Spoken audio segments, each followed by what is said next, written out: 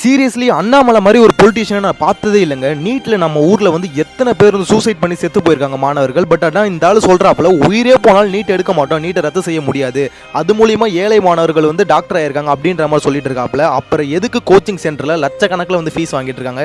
இப்போ பணக்காரங்க மட்டும்தான் வந்து டாக்டர் ஆக முடியும் அப்படின்ற சுச்சுவேஷன் வந்தது காரணமே இந்த நீட்டு தான்.